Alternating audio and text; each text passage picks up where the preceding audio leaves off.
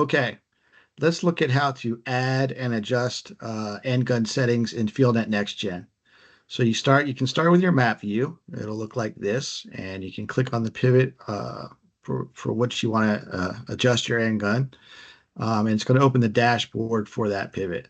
Alternatively, you could look at the list view and go to that pivot on the list view, and it's going to do the same thing and open up that dashboard.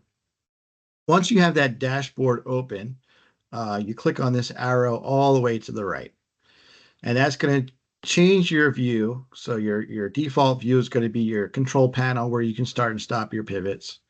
And clicking on that arrow is going to give you a bunch of other options there. So you want to click on the end gun option, third one down. And when you click on that, you'll see a few things there. You'll see Endgun 1 and Endgun 2. You'll see Table 1 for Endgun 1, Table 1 for Endgun 2. So the first thing I'm going to do is enable my Endguns here. I'm actually going to enable the Endgun 1 and disable Endgun 2. And you'll see where it says Edit Table. So that is where you add your settings. So I'm going to edit table.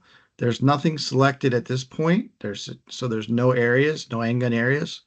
If I click on this little plus button, see where it says no areas, you click on plus, that's going to give you an Endgun area. And the default Endgun area that it's going to give you is from 0 to 180 degrees. Now, if I want to change that, let's say I want to go from 0 to 90 degrees, there's a few ways I can do it. I can click in this box and add the, just manually enter type in the degrees that I want, hit done, and now that will be my setting for that table, 0 to 90 degrees.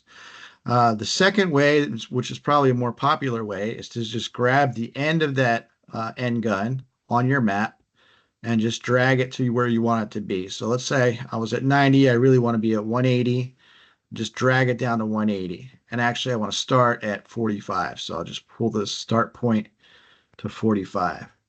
Once I get it to where I want it, I hit done, and that's going to be saved in that Endgun table. You always kind of want to hit apply too. That's going to send the command to your panel.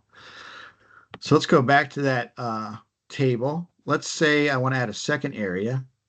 Just click on that plus button there. Now I have a second area, and it's going to default to what isn't covered by the first area. So I can adjust that the same way I did with the first area. Now that I have two areas, I can keep adding more and more areas as I'd like and adjust each one however I'd like to adjust it. If at any point you want to get rid of any of these areas, there's a little trash can to the right that you can just click on, and that's going to get rid of your areas. So let's go back to that 0. Let's just say it's maybe 45 to 270. Let's grab it like that, and I'm off and running.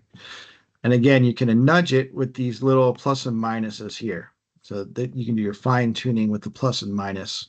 And that's going to go to 10ths of degrees. Again, whenever you're done, make sure you hit the done button. Always make sure you hit the apply button. And for Endgun 2, if I want to do the same thing, if I want to change the settings for that one, I just click on Endgun 2, edit table, and do the same exact thing. Add an area. The area is going to default to 0 to 180, and I can adjust it however I see fit. Again, you can make your fine-tune adjustments here, plus and minus, and then done. So quick review. You're going to come to your, discard some of these changes. You're going to come to your map view. You're going to click on your pivot, or you're going to go to your list view, click on your pivot, go to the dashboard. Under the dashboard, you click the arrow to the right. That's going to take you to a bunch of options. The option you're going to choose is Endguns. Once you get to Endguns, you can edit your table by clicking Edit Table. And you can add areas, subtract areas, and fine-tune areas all within that Edit Table.